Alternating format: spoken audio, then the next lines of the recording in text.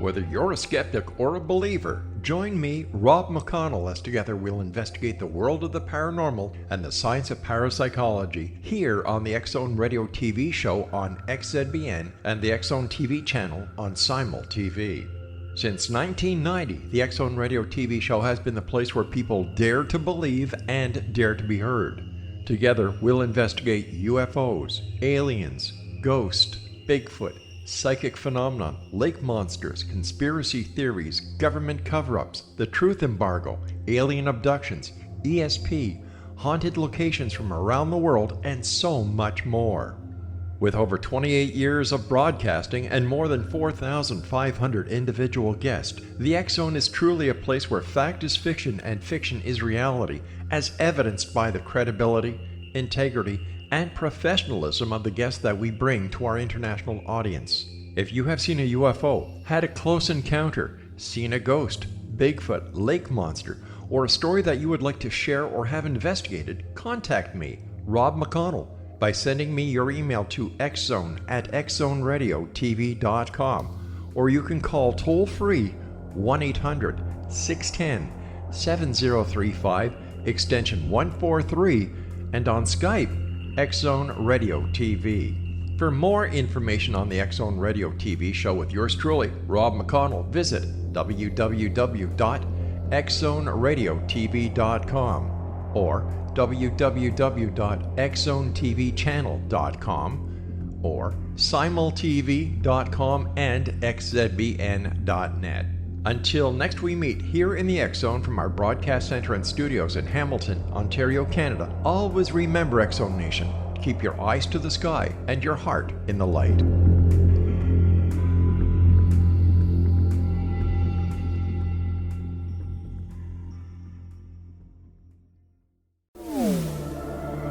The X-Zone Radio Show with Rob McConnell is largely an opinion talk show. All opinions, comments, or statements of fact expressed by Rob McConnell's guests are strictly their own and are not to be construed as those of the X-Zone Radio Show or endorsed in any manner by Rob McConnell, Relmar McConnell Media Company, the X-Zone Broadcast Network, its affiliated networks, stations, employees, or advertisers.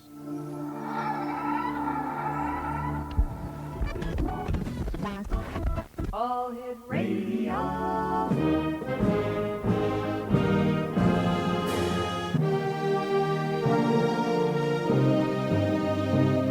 Welcome to the X-Zone, a place where fact is fiction and fiction is reality. Now, here's your host, Rob McConnell.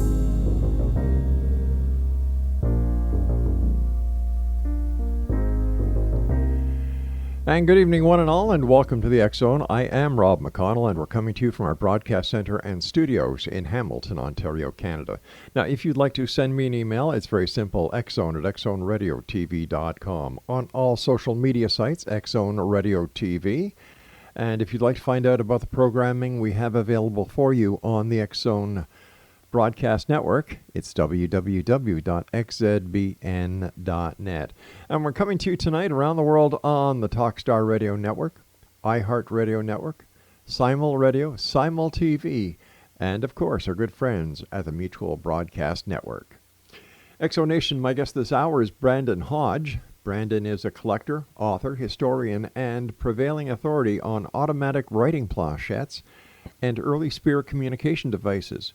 Long fascinated by the bizarre occult world of tipping tables, seances, spiritualism, and ghostly encounters, Brandon acquired his first authentic automatic writer, a Box EIH scientific planchette, nearly 2 decades ago. He has since traveled the globe documenting, collecting, and lecturing on the world's rarest seance artifacts.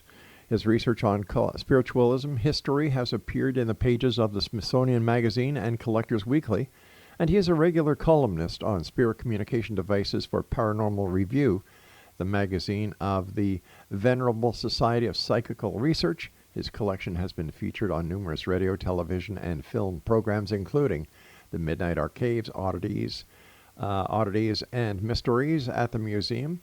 And Brandon is a board member of IAP SOP and caretaker of the world's finest collection of writing planchette and other seance-related devices, all featured on his popular website, MysteriousPlanchette.com. Joining me now is Brandon Hodge. And Brandon, welcome to the X Zone. Thank you so much for having me, Rob. It's a great pleasure having you here. Can you just, for our listeners who may be joining us for the first time tonight, what are talking boards? Talking boards are an alphabetic spelling device, the most famous and common of which is the Ouija board, essentially. So you've got a flat board that is festooned with the alphabet, letters, numbers, and often some phrases or sayings, the most important of which would be yes or no. And you have a movable indicator, usually a planchette that one places their hands upon. And depending on your mode of belief, either through the spirits or through the audiomotor response, the indicator will begin to move mysteriously, pointing out messages from the beyond. What is the history of the talking board? Well, it goes a long way back into our sort of our modern American history with the advent of modern American spiritualism. This is going to kick off in the late 1840s. March 31st, 1848 is largely hailed as the date where spiritualist believers believed that the veil of communication between the worlds of the living and the dead was finally breached. And through the young teenage Fox sisters established communication with the spirits of the dead.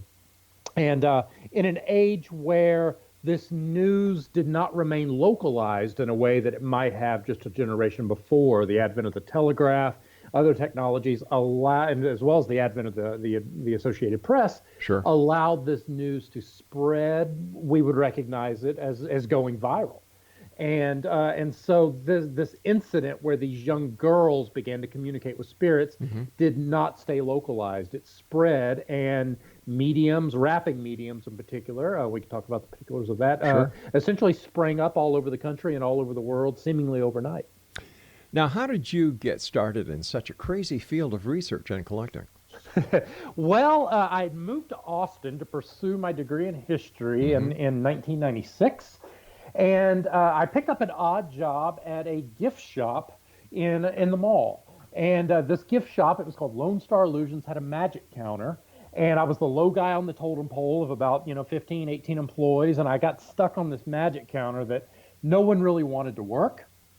And I decided to make the most of it to pass the time. I started actually learning the tricks that everybody was supposed to, but no one really did.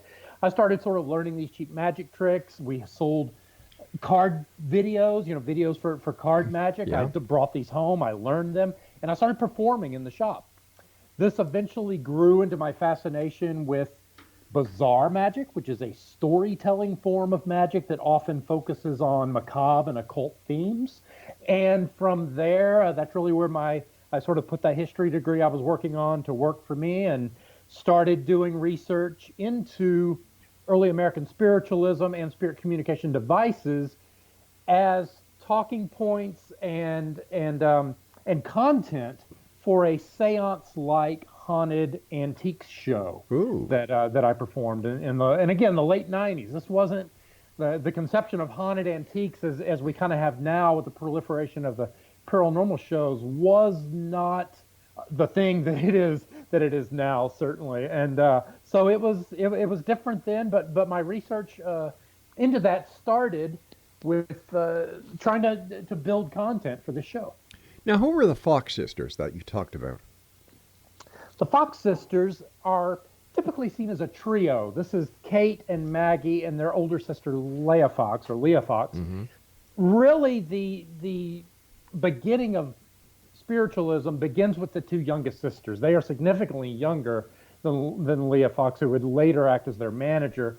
And when they are variously 11, 12, 13, 14 years old, their dates are often confusing, and I don't have it right in front of me, but we'll say the youngest is about 11, the older is 13 or 14. They begin experiencing what we would call poltergeist activity in their house: creaking floorboards, weird noises, raps and knocks on the various surfaces of their home. And after a few nights of this haunting-like activity, the youngest sister is said to have stood up and challenged the spirits somewhat. There's something of of a Mr. Splitfoot myth that gets tacked onto this later. But really, she stands up and snaps her fingers a few times and says, "Spirits, do as I do." And the noises in their home respond with the same number of raps. And this is recognized as the first instance of what we would call the most rudimentary of spirit communication, and that's spirit rapping, wherein you speak out into the ether, and the spirits respond by rapping, in a binary code on the tables, on the walls, on the floors, the ceilings. And through that, you can ask yes or no questions, rap once for yes, twice for no. Or you can engage in probably our quickest evolution into what will become communication devices with alphabet calling. And that is, you call out the alphabet and wait for the spirits to rap and indicate the letter or number that you've called out. And in that way, you can spell out words, and through those words, phrases and sentences. Wasn't the Ouija board invented as a way for people after the Great War to communicate with those on the other side? And if so, why is it sold as a toy? The Ouija was invented quite a bit further in this timeline. We're still in the 1848s here, and the Ouija suffers probably its greatest period of prosperity does follow the First World War and into the 1920s, and that certainly is probably going to be the peak of its popularity, one might think. And certainly we believe probably driven by the death not only of the Great War, but also the Spanish influenza, which doesn't get recognized as often as the Great War, but certainly a massive loss of life through those events. And so certainly we think that drove its popularity in that decade, but we go several decades back for its actual invention and introduction to the market. Now, going back to the Fox sisters for a moment here, how do we know what they were doing was real and not a hoax? Well, it's funny you should ask that. The Fox sisters themselves, later in their lives, sort of fed up with sort of being put on display, being used by a spiritualist movement, which by that point had outgrown them and had millions of adherents at that point in American history. Right. They felt maybe somewhat betrayed or used by the movement. They had changed beliefs religiously and even politically. And one of them does go on stage and admits it was all a fraud, and that the whole time they had been cracking their knee joints and toe knuckles. She would later retract the statement under other spurious circumstances. They were both alcoholics in their later years and did not have the fame or celebrity they had in their younger years, nor the wealth. And so you see money changing hands for sort of both of these instances, which calls the whole thing into question. All right, Brandon, stand by. I've got to take my first break. Exonation. Brandon Hodge is our guest. His website is mysteriousplanchet.com. We'll be back after this brief break and words from our sponsors as we continue here in the X Zone from our broadcast center and studios in beautiful Hamilton, Ontario, Canada. I'm Rob McConnell. Don't go away. It's your smile. I'm not talking about moving in, and I don't want to change your life. But there's a warm wind blowing the stars around, and I'd really love to see you tonight.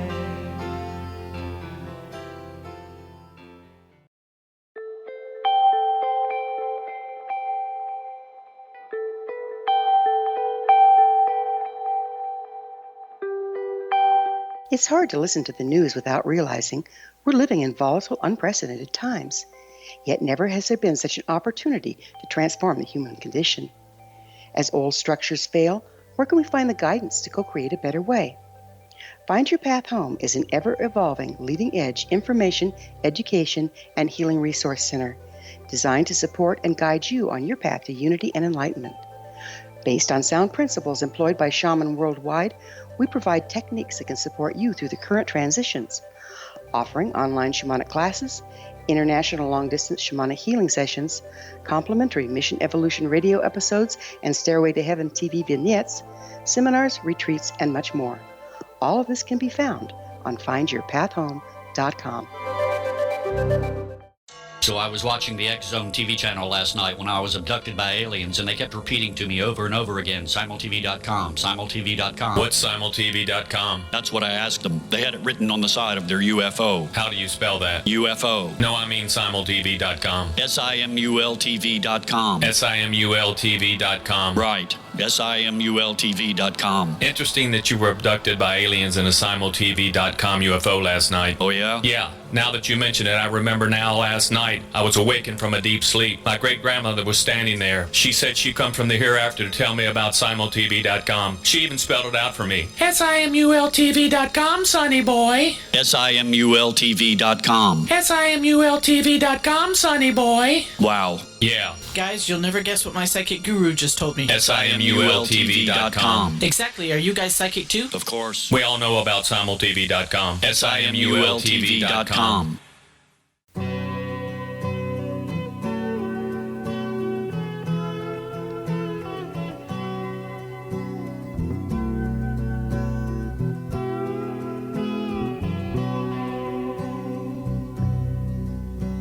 The legend lives on from the Chippewa on down at the big lake they call Gitchagumi. The lake, it is said, never gives up her dead when the skies of November turn gloomy. With a load of iron ore, 26,000 tons more than the Edmund Fitzgerald weighed empty. Welcome back, everyone. This is the X Zone. I am Rob McConnell, and we're coming to you from our broadcast center and studios in Hamilton, Ontario, Canada.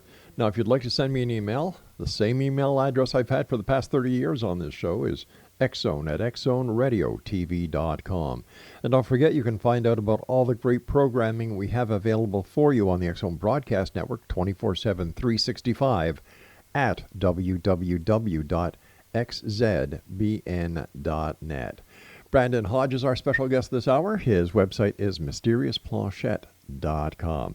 I'm sorry I had to cut you off, Brandon, because these commercials are hard. We can't even play a couple of seconds beyond them. So, No worries. Please continue, sir.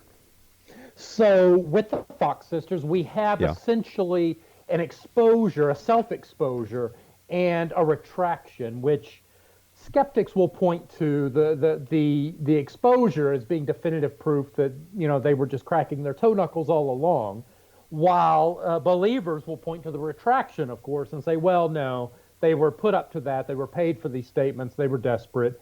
And so that has been kind of the eternal struggle that we can still, you know, that has percolated down to the modern day. What is your opinion? Were they legitimate, or were they pulling off a hoax? I've always said that I would love to see the Fox sisters skeletons, because if they had a lifetime career based on cracking their toe knuckles and knee joints, most certainly their bones would reflect that, right? Definitely. You know, what an artifact, right? The toe bone of Pete Fox. So, you know, it's my belief that it was most likely fraudulent. I don't spend a lot of time worrying about, you know, my own opinion on the matter. Typically it's the history that fascinates me. You also talk about table tipping. Now, how and what is table tipping? I've heard of cow tipping, goat tipping, right? but table tipping. I'm from Southeast Texas, and so have I. So table tipping is probably the earliest form of popular mass spirit communication. In other words, it's the first sort of do-it-yourself, DIY spirit communication. And that is with rapping mediums. So in 1848, your only modes of spirit communication are a rapping medium. So you will typically pay, the medium will speak to the spirits, and you'll hear strange noises in response. Right. You can have a trance medium in the style of early founder Andrew Jackson Davis, where they channel the spirit and they speak it aloud. And you can engage in alphabet calling. But that relies on the services of another. You need someone sensitive to literally act as the medium between worlds. And so it is discovered, and we're not sure when. We don't have a definitive account of when this exactly started, when this discovery was made. We do know that in the presence of the Fox sisters and other mediums, furniture moved mysteriously. But typically it was a chair scoots across the floor, something moves, the table shakes. But at some point in 1851, 1852, seance sitters, possibly because they were spending a lot of time in the dim light with their hands on the table waiting for the spirits to respond, begin to experience strange and mysterious movements of the actual furniture. And rather than jarring out from under them or sliding across the floor, it begins to turn or jar under the influence of their hands in a way that no one recognizes their own muscular contribution to. And so it's discovered that, much like we are aware of the mysterious movements of the Ouija's planchette, that the tables will move autonomously. If the family places their hands on it and waits long enough, it will begin to move mysteriously. And in the same way you ask a rapping medium questions, you can call out the alphabet and wait for the table to rap a response. You can just enjoy its strange movements as it turns and twists underneath you. It's sort of the same phenomenon that listeners might have experienced playing light as a feather, stiff as a board. It doesn't feel like anyone's contributing to these movements, yet collectively all are subconsciously. And so this starts to happen in 1851, 52, and in 1853, it becomes a worldwide phenomenon. I've been able to trace the actual correspondence in New York. We have a German immigrant in New York, writes his sister back home in Bremen, Germany, tells her about this, tells her how to do it, and tells her that she should throw a table tipping party. And she does. And a journalist attends it, and it's the coolest thing he's ever seen. And again, we have our second viral spread of do-it-yourself mediumship in the form of table tippings. And it sweeps the continent. It is the parlor game of the year. We call it the Summer of Talking Tables. All right, I can understand that it might seem intriguing, but how do you communicate with spirits using a tipping table or tipping the table? Well, again, in the same way that you would ask a rapping mediumship and wait for the responses from the spirits, the table itself will move to indicate those answers. You can ask it to knock once for yes or twice for no, and it will tilt and bang out once or twice. You can have it bang out to indicate which letter you've called out that it wants to respond with. You could ask it the time, and it might respond with 9 raps, signaling it's 9 o'clock. So it's able to rap in the same way a rapping medium would, which would have been familiar to audiences of this time, but you no longer need the medium. You have your kitchen table. How did the skeptics deal with that? Well, you have a lot of preachers from the pulpit. There's actually a papal decree that comes down. The Bishop of Viviers rails against table tipping. You have a big kickback. It's a popular exercise where men of the cloth and otherwise are engaging in this, but you also have a lot of those from the pulpit railing against it as if it's real. You do have early scientists, William Crookes, Michael Faraday is an important one, Dr. Robert Hare here in America, that initially, for the most part, reject this and try to do some of the earlier studies, much of which was first engaged in and made popular by Chevreul in France, but what's essentially going to become the recognition of unconscious muscular contributions or the ideomotor response. And so you have your earliest inquiries into that sort of biological phenomenon ring up, and that's what the skeptics rely on. How do the believers explain the workings of the tipping table as well as other means of communications, including the planchettes? Well, the influence of the spirits. The belief may be that the spirit is influencing your body, and that was often used as a counter argument to the idea of the ideomotor response and unconscious muscular movement. They would say, well, okay, sure, maybe our muscles are collaboratively contributing to this movement, but it's the spirit within me that's doing that, and not a bad counter argument as far as legal arguments go. And but otherwise, so they're either influencing you directly, or you are merely experiencing the spirit moving the device on its own.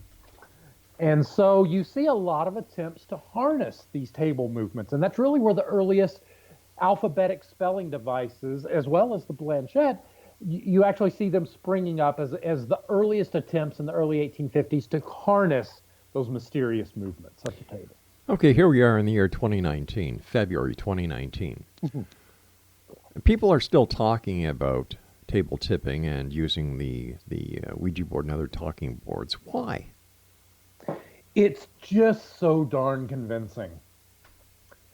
Even, and again, I don't spend too much time worrying about my own skepticism, but nor do I lend any other time engaging in my own potential beliefs. Even so, I have experienced, I have sat down at a talking board, not often, but I have sat down on a talking board with trusted confidants. Right.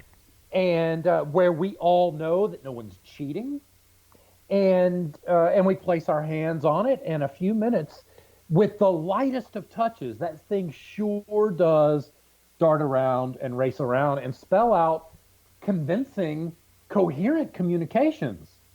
And I understand, my skeptical side certainly does understand the nature of filling in the blanks. Our minds are collaboratively filling in the blanks. If we ask a date, of course, the first number our brains are going to go to is going to be a 1. And then that's going to probably be followed by 7, 8, or 9, because we're not talking to, someone from the 13th century here. But we could be. And so your brain does, have the capacity to fill in those blanks and work in that. Brandon, even then. Brandon, it's we're going certainly convincing. Brandon, we're going to have to take our news break at the bottom of the hour. Explanation, Brandon Hodgson. Oops, I'm sorry. No, that's not the name. Brandon Hodge. I'm sorry, a good friend of mine is a Hodgson. That's why I get that mixed up. So Brandon Hodge is our special guest. And his website, Exonation, is www. You ready? Okay. www.mysteriousplachette.com. We'll be back on the other side of the news. Don't go away.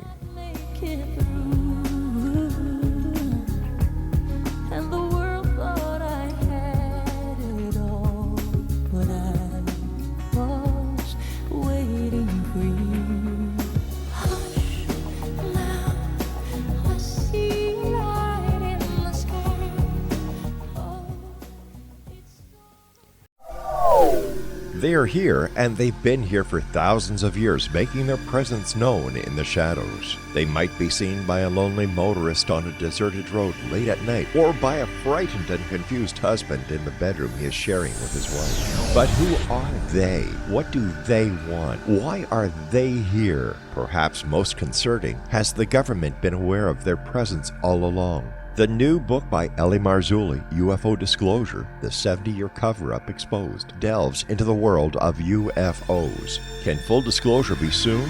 Order now and receive a free hour and 37-minute DVD on the UFO phenomenon. UFOs are real. Get both the book and the DVD, a $40 value, for only $19.99. To order your book and DVD today, go to lamarzulli.net. That's LAMARZULLI.net.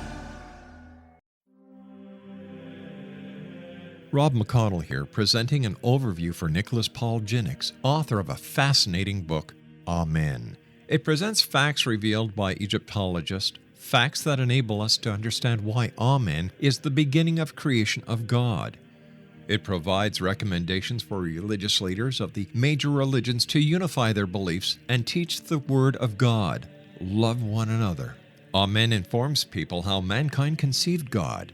It was the Egyptians that developed the concepts of a soul, a hereafter, and Son of God, And finally, after the worship of many gods, they conceived the belief in one universal God, the maker of all there is. For more information, visit www.futureofgodamen.com. That's www.futureofgodamen.com. You have heard of the X Zone? Now watch it on Simul TV, plus 500 video games, live TV channels, free video on demand, worldwide, and more. Does this sound like tomorrow's television? Well, it is, but you can have it today, right now. It is Simul TV. Simul TV offers what the others only wish they could provide. 15 exclusive channels like X Zone, sci-fi, and horror. We are worldwide. No other provider offers that. 500 built-in video games. No need to have an extra expensive system. We have them included. Free video on demand. Live streaming events from around the world. Interactive online network, and much more. Tomorrow's TV today. Simul TV. Sound too good to be true? Well, it's not. You can have Simul TV today. Sign up at simultv.com. Do it today.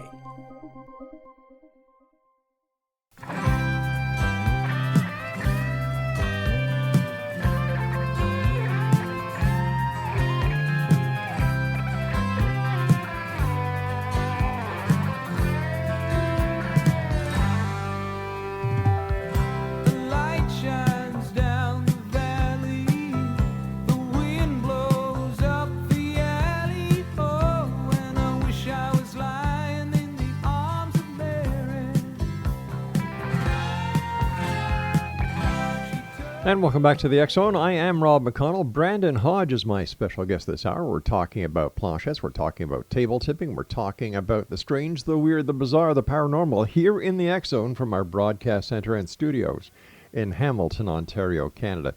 Now, if you'd like more information about Brandon, his website is mysteriousplachette.com. And Brandon, thanks so much for joining us. This is a great conversation. It's, a lot of people in today's society go after the weird, the macabre, the bizarre. I love the history. Absolutely. Yeah. I just eat it up. Every morning I try to get at least an hour of research in and a couple hours at night. It just never ends for me. It's been going on for about a decade or so now. Hardcore. Now let me ask you, when these people would get the spirits to communicate with them and do the table tipping or they move the planchettes, let's talk about the planchettes for a moment. Okay.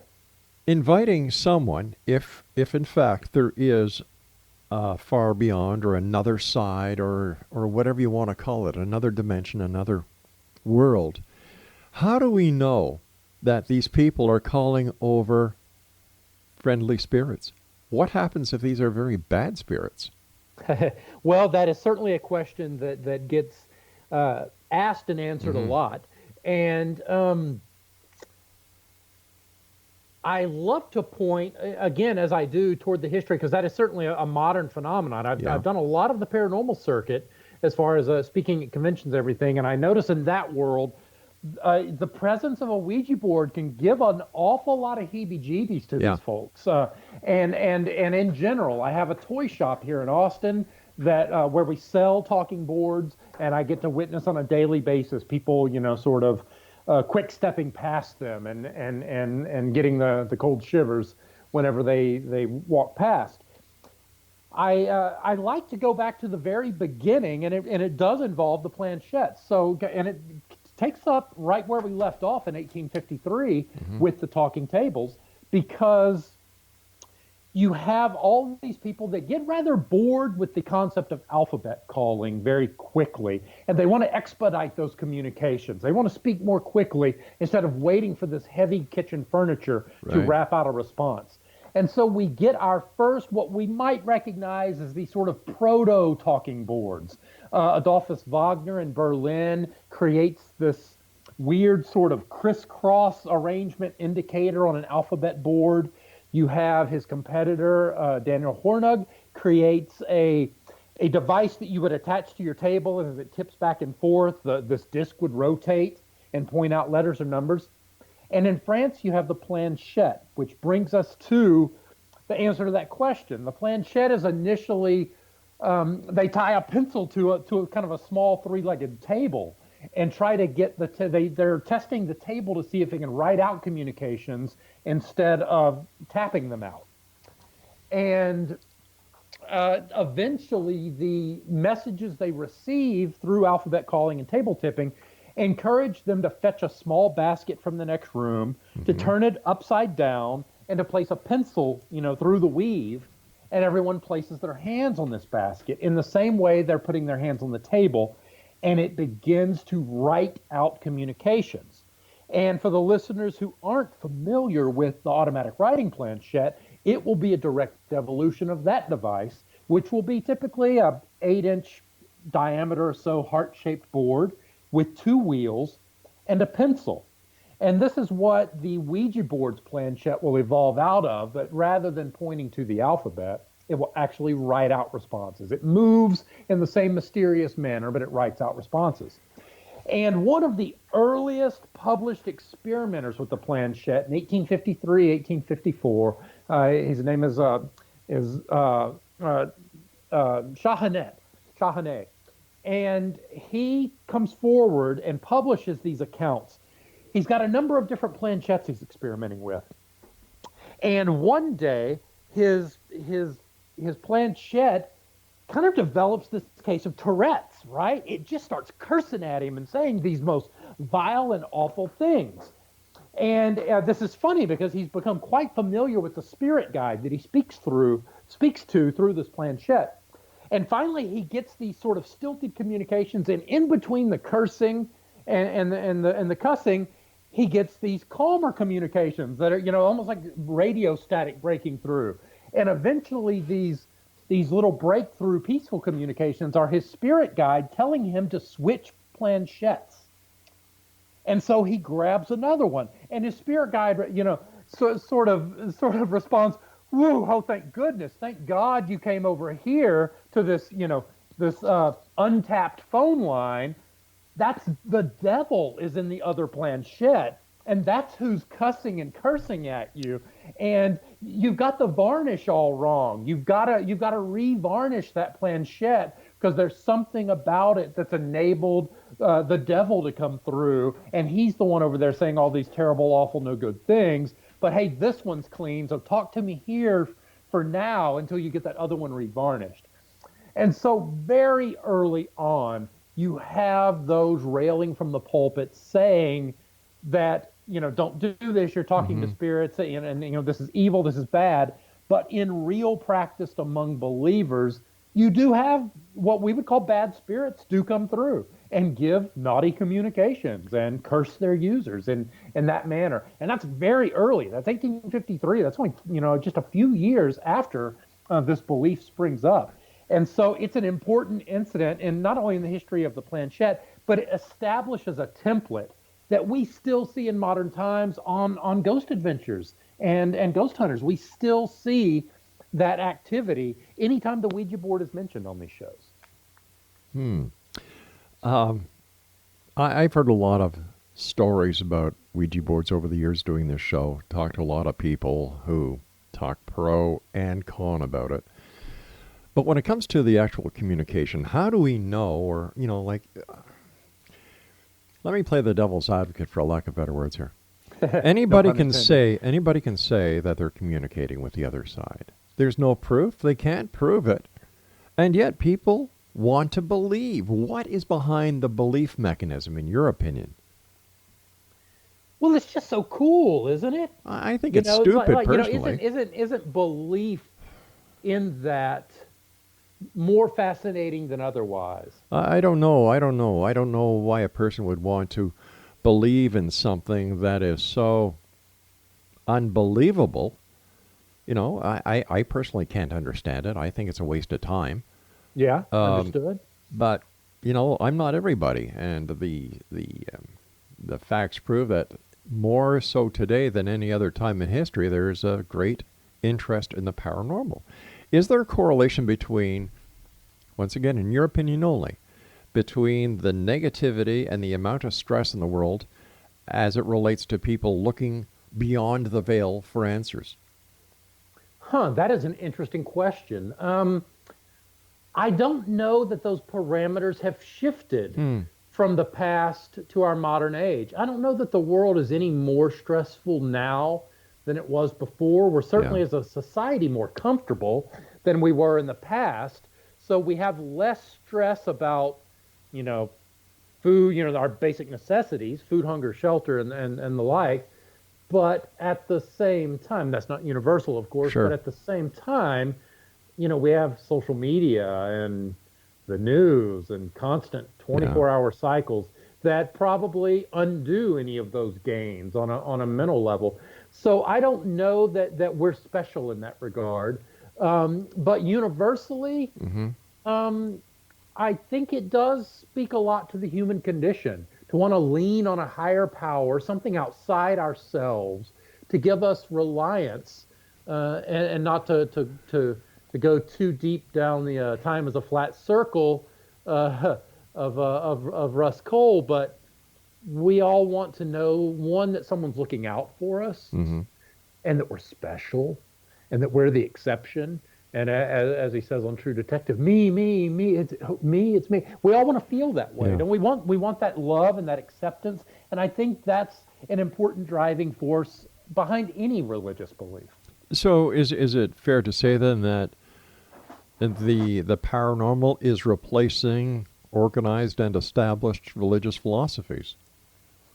Well, absolutely. I would say, to use another term, if we sidestep paranormal and just say spiritualism.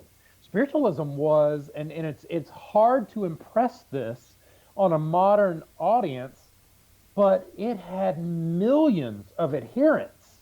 And you could be Methodist, you could be Catholic, you could be Baptist, and you could still go to church every Sunday and tithe, but you could go to a seance on Monday night or Wednesday night, and it might be expected, and it was certainly mostly accepted. And so it was a religious belief that could overlap your more established religions, and again, had millions of adherents, popular adherents, major scientists adhered to these beliefs. And it was pervasive. And a lot of the preservation work I do through the International Association for the Preservation of Spiritualist and Occult Periodicals, is a little bit of a mouthful, I know. We see that in both the religious and the secular press, just how pervasive spiritualism was. All right, Brandon, we've got to take our final break. Please stand by. Exonation Brandon Hodge is our special guest. MysteriousPlanchette.com. We'll both be back on the other side of this break as we wrap up this hour here in the X Zone. I'm Rob McConnell. Don't go away. But don't you be afraid no more. Throw off the chains that bind and leave the past behind. When love comes knocking at your door, I know when love comes knocking at your door that you're afraid of loving me. Just open up and let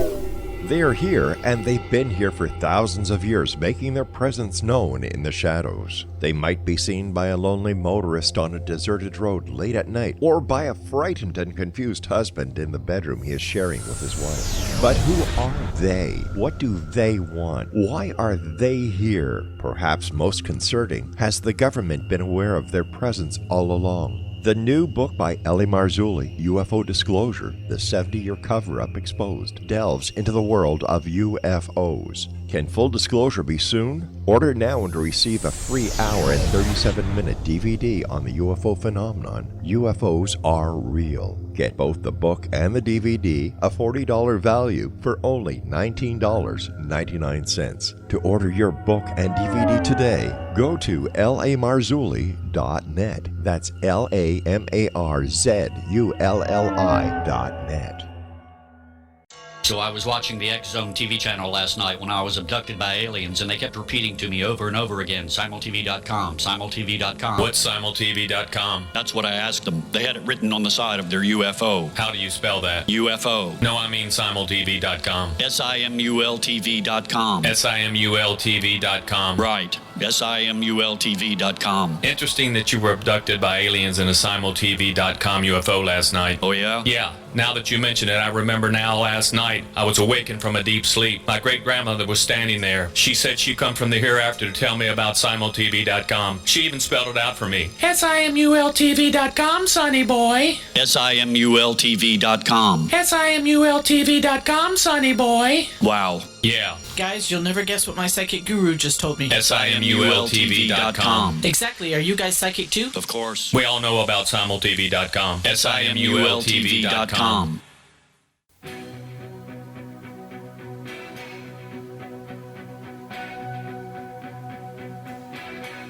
If I could turn back time, if I could find a way, I'd take back those words that have hurt you, and you'd stay. I don't know why. Welcome back, everyone. Brandon Hodge is my guest this hour. His website is mysteriousplachette.com. First of all, Brandon, I want to thank you ever so much for joining us tonight. It's been a great time talking to you, and as you and I discussed during the final break, we'll have to have you back on to talk more about this fascinating and very interesting historical topic. Anytime, would love to. All right. Here we are in like I said, the year 2019. It seems that the paranormal is becoming commercialized. Does this give it credibility, or does this take away from the credibility that so many people are trying to put into the paranormal? And when I'm talking about paranormal, I'm talking about communication with the other side, and of course the Ouija board and other methods of communication. Commercial, certainly that's something I've witnessed on one level or another when we see these different ghost shows and everything. But what I like to see is internal consistency. And I think I can give credit to the paranormal community for at least establishing their own set of rules. It's one thing I say a lot about occult belief, whether it be palmistry or astrology. I'm willing to lend it, if not legitimacy, at least respect, as long as they have internal and consistent rules. And I think our modern paranormal community, while they don't have the same rules as, say, the early researchers in the Society for Psychical Research, or the original Ghost Club, or any of the incarnations of psychical research that took place in the past, and indeed continues into the present day, I think at least they can be granted my respect in that, and these are friends of mine, of course, but the respect that they've remained at least internally consistent in their beliefs and their procedures. And so whether it's all bunk and bogus, well, that's another question, but at least they seem to be all following a system of sorts. And I think that's important. Have you yourself attended seances? And if so, could you tell us a couple of the most amazing or the most fascinating experiences that you yourself have witnessed and been part of? I have had personally, I had an unusual encounter where an ex-girlfriend of mine, we were living together in my condo, and this would be obviously more of a haunting, but I remember I came home I'd been away for the weekend, and I came home on a Sunday evening. Every light in the house was on, the windows were open, and she and her son were gone. And I later found out that she had just gotten out of the shower. Her son was already in bed, and she felt something tugging on her robe. She thought it was the cat. And when she turned around, the cat was sleeping on the bed on the other side of the room. And it happened again from behind her again. And she became so convinced and freaked out that she grabbed her son and they left. Wow. I mean, they left and went and got a hotel room. And I came home. This is before cell phones. I didn't have a cell phone for many years, and had no way. There was no note. I mean, they cleared the F out, right? Wow. And so that was very convincing, even though I didn't experience it personally. And also, I've had very convincing Ouija sessions. Again, I mentioned earlier with my friend and collaborator at the Talking Board Historical Society, our chairman, Robert Murch, and I, in Gettysburg, engaged in an hours-long Ouija session that got consistent, coherent results in the Tilley House there in Gettysburg that was certainly convincing, and the information we received might not have held up to historical scrutiny, but in the 3 or 4 hours where we experienced it, it certainly seemed legitimate. No one was fooling around. No one was joking around and pushing the planchette on their own.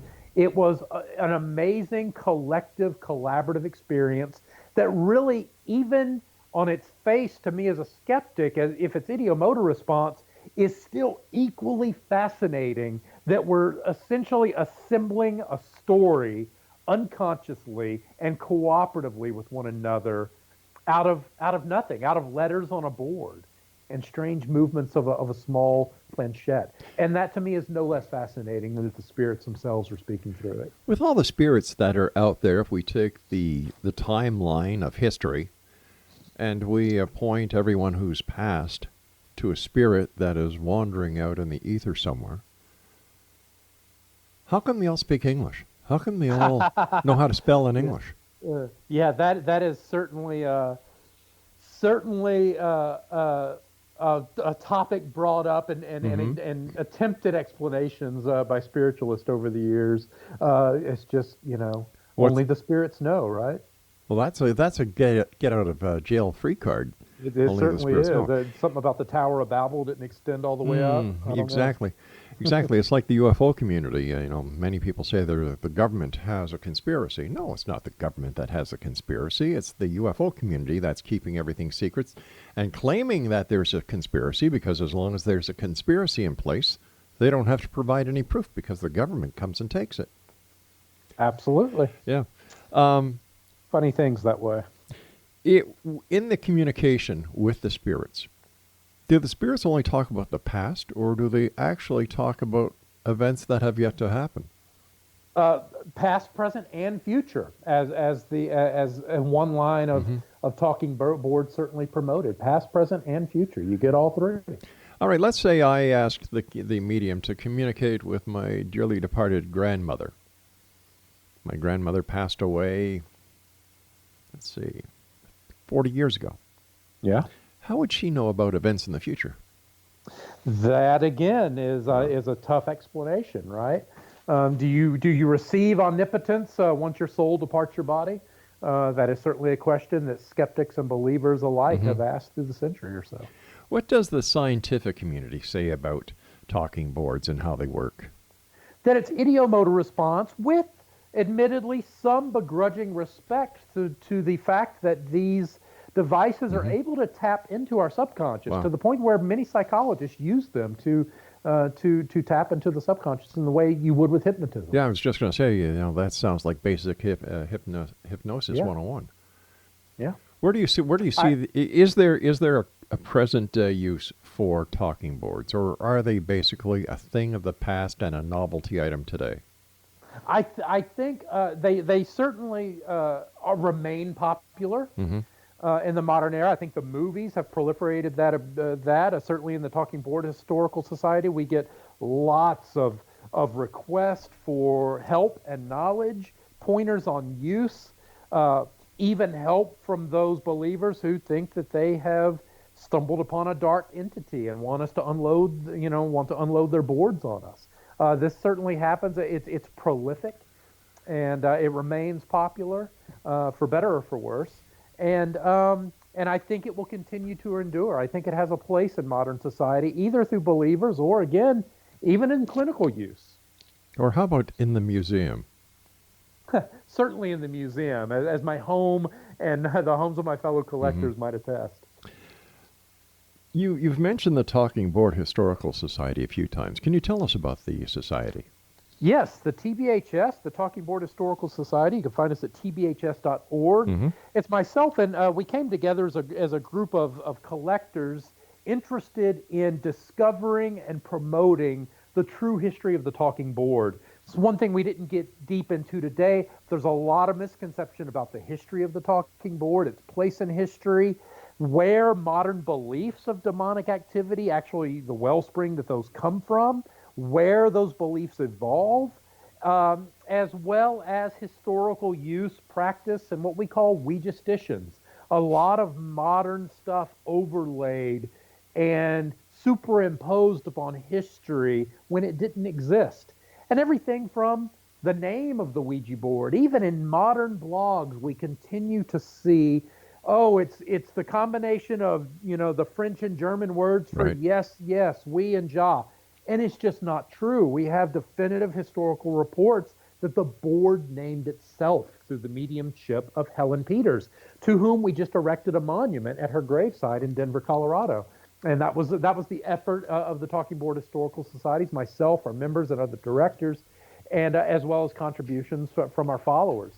And so it's important to us to continue to spread the proper history of the Talking Board and dispel the darkness and misconceptions that often surround it. And where is the Talking Board Historical Society located?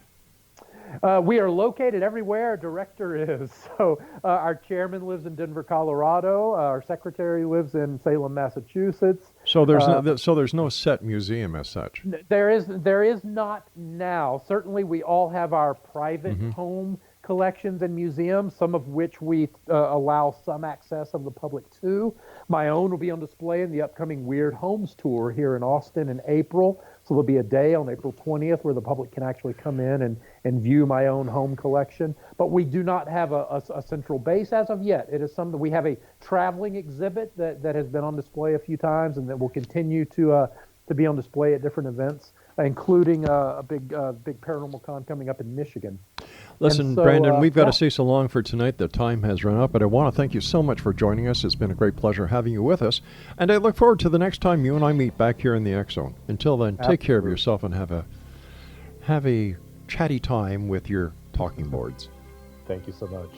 X Zone Nation, our guest this hour has been Brandon Hodge. Now, if you'd like to get a hold of Brandon or find out more about Brandon, his website is mysteriousplachette.com.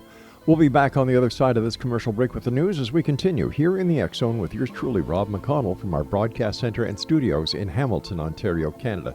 Don't forget, Tuesdays at 9:30, Thursdays at 11, the X Zone TV show on Cable 14.